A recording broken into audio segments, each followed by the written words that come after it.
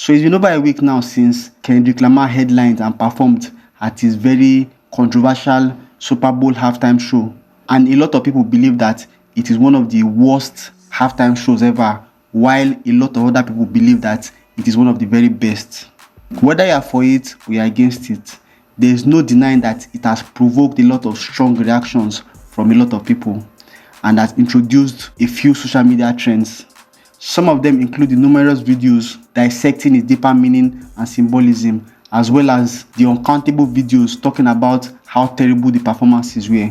Not to talk of the boot-cut jeans that Kendrick wore on his performance that seems as if he borrowed it from his wife or his sister. And finally, all the numerous videos recreating the infamous Not Like Us performance. But what is undeniable is that the performance has made American hip-hop international again, like it used to be many years ago. Now, this doesn't mean that hip-hop was no longer popular outside of the US, because that simply is not true. What I mean is that American hip-hop songs are still quite popular in many parts of the world, but there hasn't been any major international hits from the genre in a very long time. In fact, I believe the biggest international hit from the genre had to be God's Plan, One Dance, Bodak Yellow, and a few other songs. But Kendrick Lamar's Not Like Us is the closest we have had to an international hip-hop hit song in at least half a decade. The Super Bowl performance of the song has now gone on to influence content creators from all over the world to recreate viral moments from the show. Since the halftime show went viral, I have seen white people recreate some parts of the video. I have seen black people recreate it. I have seen Asians, British, Arabs, Africans, Mexicans, and so many people from all over the world. If that is not international, then I don't know what it is anymore. I mean, we even have African mothers dancing to the song. You can see them biting their lips, but at least they are still dancing to it. What makes it even worse is that this whole song was directed towards Canadian rapper Drake, who used to be one of the top rappers in the world. The massive success of the diss track has the world calling Drake a PDF file, both figuratively and directly. The funny thing about the whole situation was that Drake actually tried all his best to stop Kendrick Lamar from performing Not Like Us at the Super Bowl halftime show with all the lawsuits he pressed against Universal Music Group, which is the record label that both he and Kendrick Lamar are signed under. Not only did these actions not work, Kendrick would go on to win 5 awards at the 2025 Grammys for that particular song less than a week after he would go on to perform at the Super Bowl. The Grammy win was Drake being buried, while the Super Bowl performance was Kendrick dancing on Drake's grave or taking a piece on it. Honestly, this must be one of the most toughest periods for Drake in his lifetime, and I kind of feel bad for him. But at the same time, I also believe that he brought all this on himself. I am not going to talk too much about it in this particular video. Instead, I'm going to talk more about how Kendrick's Not Like Us has made hip-hop international like it used to be in the past.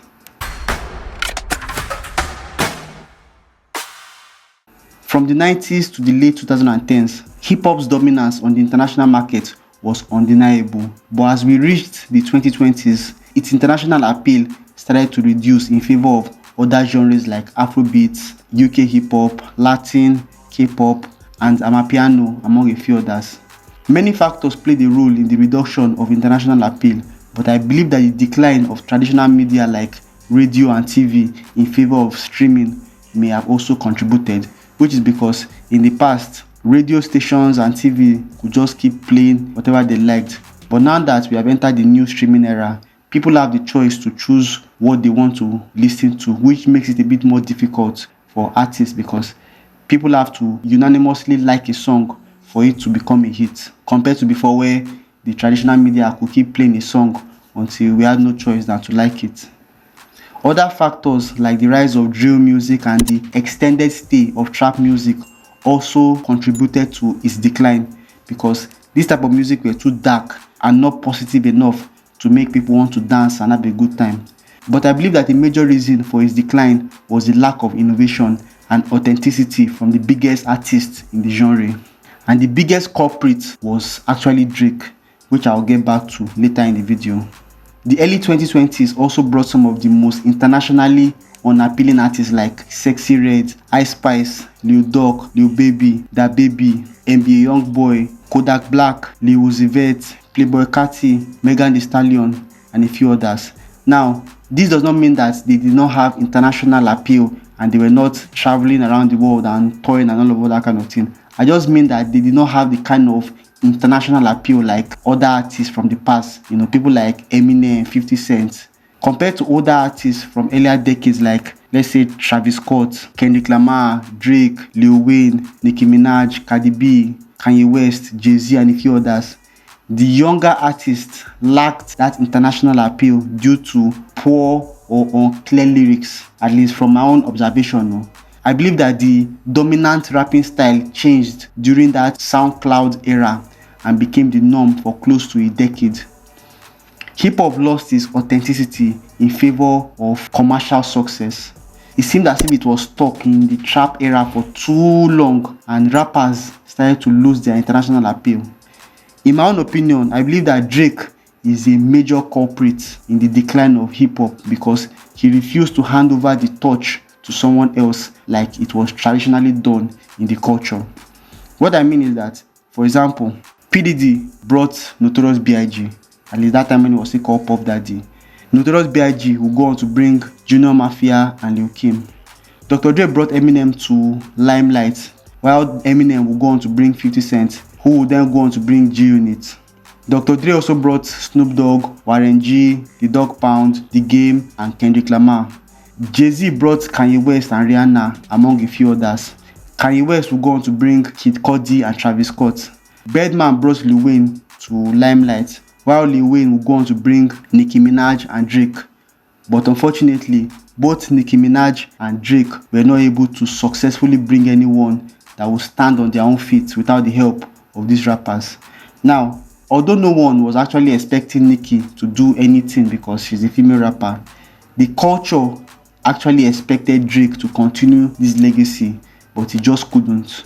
Some people may say, well, he featured and helped many artists to the top of the chart, which is true and cannot be invalidated, but he also benefited heavily from his contributions. The way he went about it made a lot of people call him a culture vulture many years before the beef with Kendrick actually would go on to destroy his legacy. He seemed to only work with artists that had a buzz and would dump them when their buzz had run out.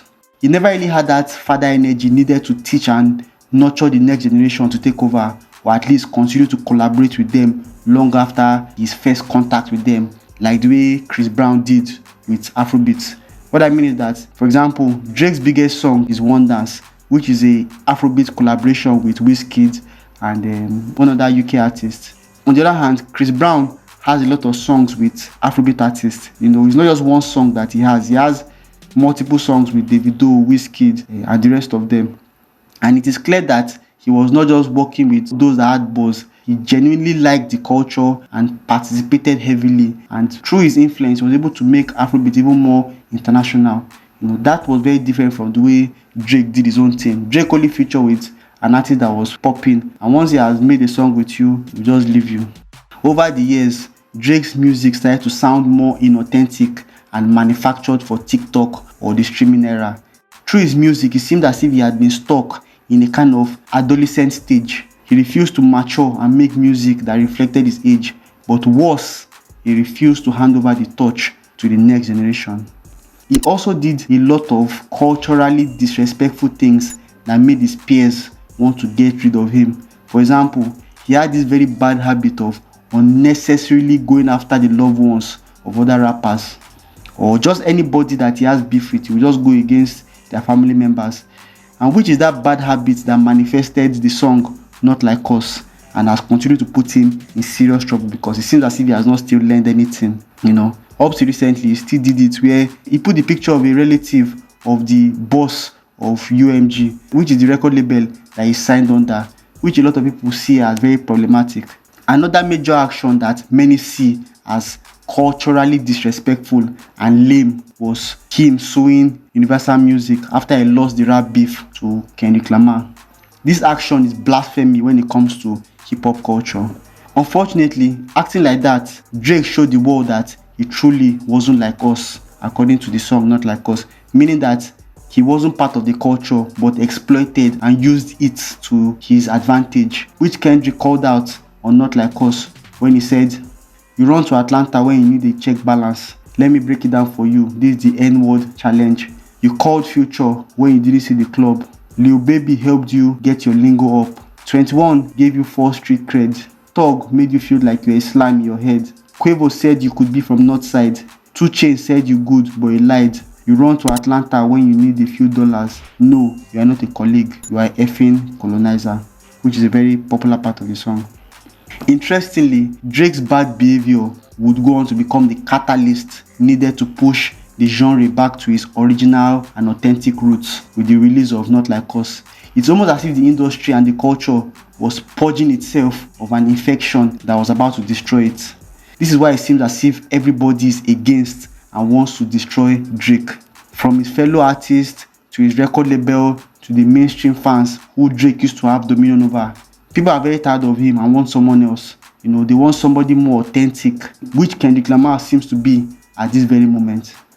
The release of Not Like Us and all the events that have happened after the beef has ignited serious interest in hip-hop worldwide, which can be seen in the international charts and viral videos. His Super Bowl halftime performance has pushed hip-hop to international audience in a way that we have not seen in a very long time. His influence on international trends and pop culture is undeniable. For example, a few days ago after the Super Bowl performance, I was trying to buy food here in Lagos, and I just heard somebody playing the song on their phone while there was a crowd waiting to buy food. And this was the first time that I had heard the hip-hop song on the streets, like the way it used to be when I was growing up. And it just felt very different because here in Nigeria, Afrobeat music is the most popular genre, whether I like it or not. You hear 100 Afrobeat songs before you hear one hip-hop song, and even the hip-hop songs that you hear are usually old classics or those type of things. Some people play those newer songs, but it's more of a niche or just some young people. Most people will just play Afrobeats, amapiano, and maybe old hip-hop or R&B and whatever. Whether you want to admit it or Not Like Us is putting hip-hop on the map again, and that's because people are tired of formulaic commercial music that have been designed for the charts or TikTok. They want authentic music that speaks to their soul, that makes them feel something. I guess the era of Drake has finally come to an end, but if that means that we are going to be getting authentic hip-hop music, then good riddance to bad nonsense. Fortunately, some dope rappers like Kendrick Lamar, Doechii, Tyler the Creator, and a few others are leading a resurgence of authentic hip-hop music, and the international audience are here for it. Me personally, I am here for it. If you enjoyed what you heard in this particular video, please drop a like and drop a comment below. Also subscribe to the channel for more content related to the psychology of pop culture. My name is Kola, and see you on my next videos. Bye for now.